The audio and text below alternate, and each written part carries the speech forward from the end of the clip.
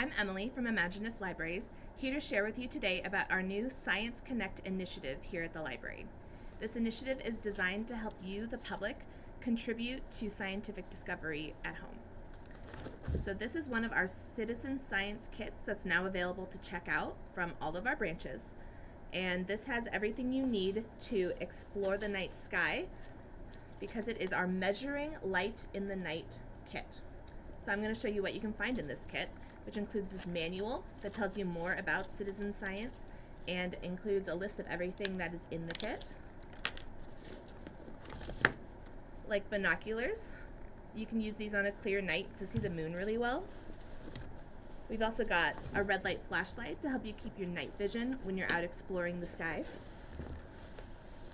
We've got a sky quality meter that you can use to record data and submit it to scientists to help them with their work.